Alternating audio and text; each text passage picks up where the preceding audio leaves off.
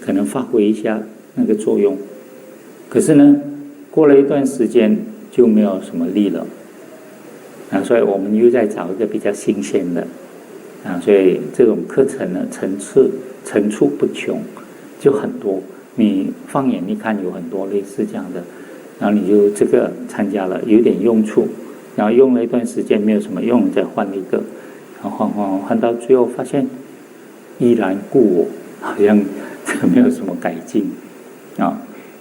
那主要呢，是因为我们很多方法在教我们应对这个事情的时候呢，有一些是要用你的力去对那个力那个是问题，就是你用力形成的问题。现在要你更用力的去应对它很多方法都给你的教导都是有些都有一些激励的有些都有一些你需要怎么样去好像说某种程度上有点像说要把它压下来压倒它那么我们呢发现到类似这样的情况，如果我们继续下去的话呢，这个问题呢，它从表面上有时候可以得到某种方面的这个处理，但是呢，如果你继续一直这样下去的话，可能你用的力，你自己本身没有力了，或者是你的力用不上了，或者是你发现到说你用久了以后呢，它的方法也变成了一种惯性，它就发挥不了它的这个作用所以呢，我们就发现到说，如果我们要处理这个问题呢，我们日常生活，然后情绪方面的，或者是我们长期绷紧的然后长期累积的这些问题呢，我们要用放松的方法，那就是反其道而行。因为我们平时的习惯呢是用力，现在呢我们要学会怎么样不用力，怎么样去放松所以实际上我们学禅法呢，你不要再加东西给你自己你不要在那边做了有什么感觉有什么经验有什么什么什么这样，然后又有什么自己感觉好的东西，然后要去抓它。是的，我们练习这个方法呢，是要让你学会怎么样放松自己所以我们对平时的那种惯性不断的要累积，要用力的，我们要学会不断的怎么样舒放它，不断的放松放松就是不要用力了。你做事情可以不用力的话，你就发现到说那个事情呢，它就顺着这个因缘走你太用力的话呢，你就会加自己的东西进去。当然这个你们要慢慢的去通过这个方法的练习，可能要慢慢的去体会，因为我们的这个惯性还是很强的那我们要学习怎么样放松，可是我们现在的课程呢，看起来好像不放松你们一进来的时候就被告诉所以有些人不敢来禅修因为他觉得禅修一定很严肃甚至我们有一些朋友早期的时候呢，他们都不敢学佛我们有一些艺术界文艺界的朋友，他不敢学佛，他说佛呢太严肃了，还要持戒，我有持戒又那么严肃的话呢，我的那个艺术的创作力呢都没有了，被他绑死了。这个也不能写，那个也不能写，戒律嘛，不可以妄语嘛那么这个是我们看到的表层的那需要这个过程，这个是一个过程来的像你们现在要学放松的话，一下子叫你放松，你也不懂得怎么放还有呢，就是你们长期的习惯，你要用方法去抒放它，但这个方法也要练习的嘛。那学这个方法的过程里面，好像也是要用力的哦。你们现在很多同学开始已经用力用不上去了啊。那这个过程是需要啊。那我们在学的时候呢，就会发现到说，开始的阶段看起来比较严肃，然后也会稍微紧一点。那需要这个过程呢，是因为你就是很紧的，你就是不放松的，所以对你来讲，直接告诉你怎么放松，你放不下来。所以呢，就是要通过方法。那个方法呢，开始用的时候呢，它有一种对治的作用。好，开始要对治你的某一些绷紧的那种惯性，然后也要借用你的身体，类似这样的一种惯性，然后才能够在这个过程中，通过这个方法不断的练习，然后你就学习怎么放松。那所以我们开始的时候呢，都会要大家规定你怎么做啊，包括你们进禅堂的时候呢，我们也有一些规矩。可能你们发现了说，不是要放松的吗？我这个规矩我更紧张。可是你不知道说，这个规矩一运行的时候呢，你反而放松了啊。比如说，如果这个禅堂我们有适当的这个走道，你们走的时候要顺着这个走道走啊。表面上看起来我们规定你了，有点紧了，可是你照这个规矩的话呢，你们进出就很放松了。你如果不照这个规矩的话，你们进出反而看起来很类似很自由的，哇，随意这样。可是呢，一进到禅堂，你用这个方式的时候，反而容易造成紧张，因为大家都没有规矩了嘛。那大家没有规矩的话，很容易就冲突了嘛。你不顺着这个走道，你喜欢就往后面走，那个人从那边过来的时候，两个人面对面，到底又好像一只黑山羊，一只白山羊，走在那个独木桥上面这样的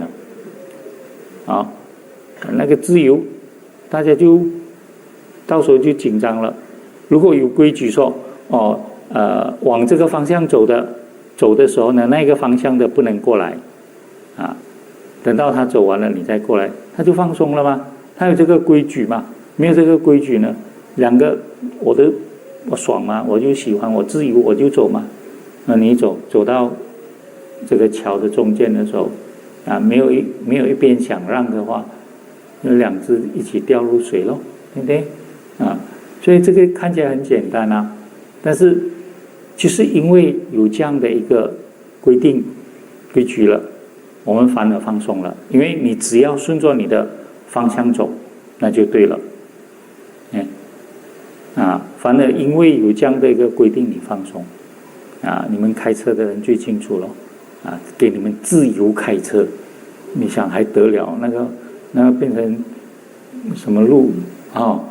但是呢，大家都知道那些规矩一定，你就顺着它走就对了，你反而很放松。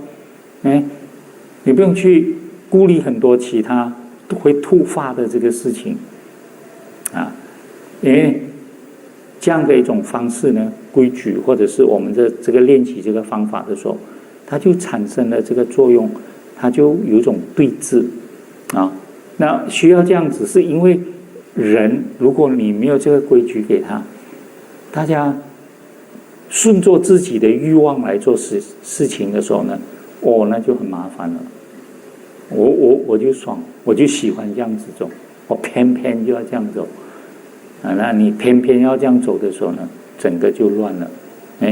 那么它一乱的时候，是大家跟着一起紧别人看到你这样紧，你自己本身在这个过程也会紧，因为你看到别人跟你不一样了，你很容易就造成一种那种紧张，或者是你感觉到那种障碍就出现了。所以我们现在在练习这个方法的时候，老师就会告诉你们怎么样把这个身体调好。因为平时呢，我们没有这样子来调我们的身体，表面上看起来我们的身体还是蛮放松的因为顺着我们平常生活我们的那种欲求欲望甚至有时候呢你很不喜欢的，那么你也必须要去面对它。那么有时候你会心里面外面不能抗拒，可是心里面抗拒。那么心里面抗拒的时候呢，我们就累积某一方面的这个负能量所以也造成一些问题所以呢，当我们在练习这个方法的时候呢，我们就规定你要怎么做。那么这个规定呢，是顺着我们生理的结构，然后让我们在这样的一个姿势上面呢，能够更好的放松自己。可是过程中我们会发现到说，我们长期累积的某一些绷紧的这个状态，当我们要去放松它的时候呢，就需要用这个方法在调整。那么在调整它的时候呢，反而很多状况呢会跑出来。那某一些问题呢，是你平时没有处理的时候没有去做它的时候呢，它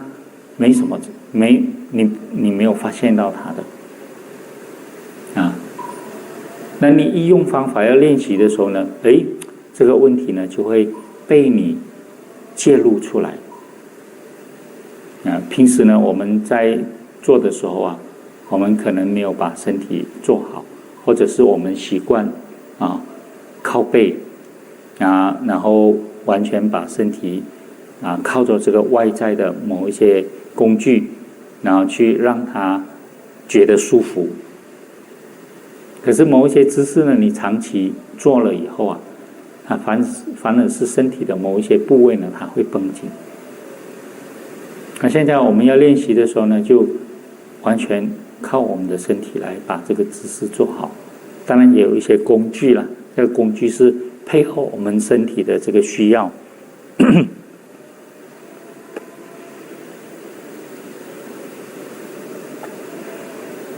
然后我们的身体呢顺着这个姿势做起来的时候开始呢我们还是觉得不容易因为这样的一种姿势呢我们平时很少用。那么这个姿势如果你做得很好的话呢，其实是可以让你全身放松。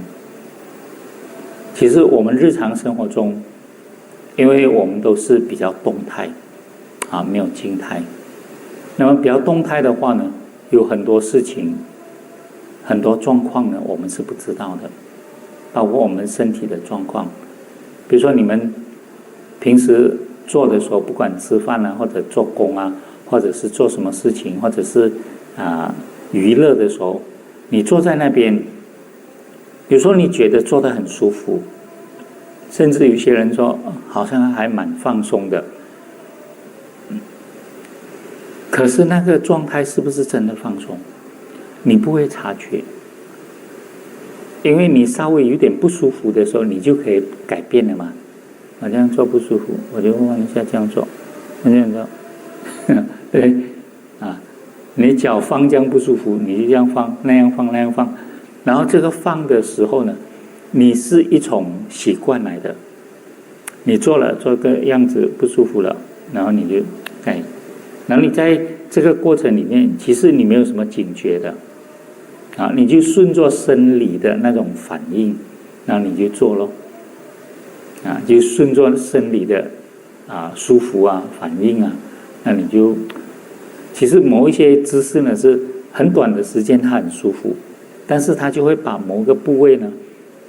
好像挤给他累，然后那个累了以后他就换，你就要换的时候那边稍微就松一下，那舒服。可是某个部位又紧了，紧的部位呢，等一下你不舒服了，你又再换。然后这个过程呢，当我们在动态的时候，我们的五根对外面的五层攀援的时候，有时候我们是没有什么觉察的。没有觉察的过程里面呢，我们就累积了一些问题。那现在呢，我们要你们静静的坐下来，然后呢，一个固定的姿势，然后要学会放松啦。老师会教怎么放松，然后要你做，不是做几分钟当然这个分钟长短有些几分钟，然后我们就会几十分钟然后你能够做长一点，这个几十的10就很大了然后就到1个小时、2个小时这样。那么让你在一个固定的姿势持续保持一段时间的时候呢，很多问题就会被介入出来了你平时什么部位比较紧的做的比较用力的，那么你要放松的时候呢，你要做好用这个姿势来放松的时候呢这些部位呢它就会出现问题，就会有一些反应所以我们在做的时候呢，我们就有些多数时候的反应就是痛咯有些部位酸咯，有些部位麻痹咯，对不对这些情况呢就慢慢从你身体的某一些部位显露出来了。其实就让你知道说那个